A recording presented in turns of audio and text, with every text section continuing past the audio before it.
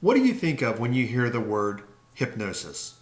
A lot of people think of what would be called a stage comedy show, running around like chickens and speaking in a alien language or whatever it is. It's all real. It's not acting. But what I want to point out is this. There is a very real, literally scientific medical application to what I'm going to call what's called hypnosis. Now, what a lot of people do not know is, and I know this because I was a hypnotist and I still teach people hypnosis. I teach people how to use the power of the subconscious mind. I did that I've done it for 20 something years, starting back, actually even longer than that, back in the 90s. Now, what a lot of people do not know is that a lot of people mock hypnosis. They think it's a parlor trick, a carnival trick, whatever. It's not. Hypnosis many years ago was endorsed by the American Medical Association. They have since changed that endorsement, not because of a lack of efficacy of hypnosis, but because they changed the way they endorse things. But anyway, Harvard, Stanford, Yale, Columbia, the Mayo Clinic, the National Institute of Health, the American Dental, the British Medical, the American Psychological, and the American Psychiatric Associations all endorse the power and efficacy of hypnosis. You can use it to change pretty much anything in your life. Just a caveat here, the thing that you cannot change, and there are a few things, but one thing, and I know this because I had a client ask me one time, you cannot change your sexual orientation. If you are gay, you're gay. It's just wired in the brain. If you are heterosexual, you are that. It's wired in the brain. It's not so much a learned behavior, it's a wired. It's just part of who that person is, the composition of a person. And I had somebody come to me one time and say, "I'm gay, can you hypnotize me not to be gay?" No, it's not going to work. You can use it to pretty much change anything and everything in your life. I used to live in New York City and people would call me. My office used to be about a block from Wall Street. And people would say, "Hey, Jim, can you hypnotize me to be a millionaire? Can you hypnotize me to take my Series 7 test and be confident and to retain more information? Can you hypnotize me to be more confident in getting through the police academy? Can you hypnotize me for X, Y, Z?" I've seen it all, everything from stopping, biting nails, to stopping wetting the bed, to I've worked with a lot of actors and actresses, Broadway actors. I've worked with movie stars. Many Broadway people would call me and say, "Hey, can you actually hypnotize me to be calm, cool, and collected when I'm auditioning? Can you hypnotize me not to get into my head?"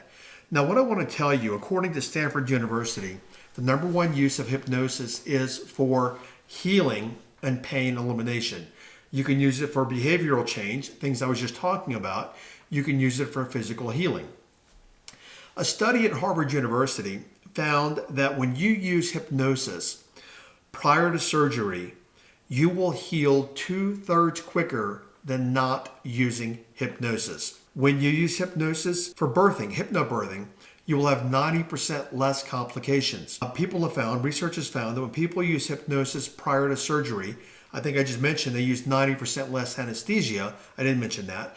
But you will use 90% less anesthesia if you use hypnosis prior to surgery. And you can heal 2/3 quicker using the power of your mind. When I had a heart failure and a stroke in 2020, immediately I started doing, which I've taught for many years, and I do this, doing self-hypnosis for perfect health. I also hired a hypnotist to hypnotize me, and I did many sessions for perfect health and for perfect wellness. The power of hypnosis is really, let's call it the power of your mind. What your mind can do is amazing. Why? Because the greatest pharmacy in the world, right between your two ears. The greatest pharmacy in the world is created right here in your brain. And your brain is driven by your mind to a large degree. So, you can let me synopsize this. There are a few things you cannot change, like I mentioned, sexual orientation.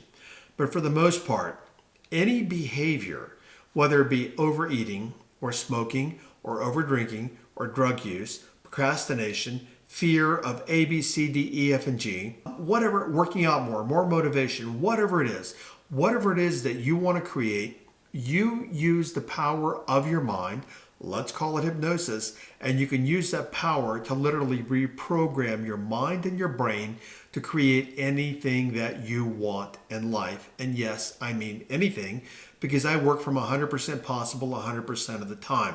Now, where do you learn this? Easy.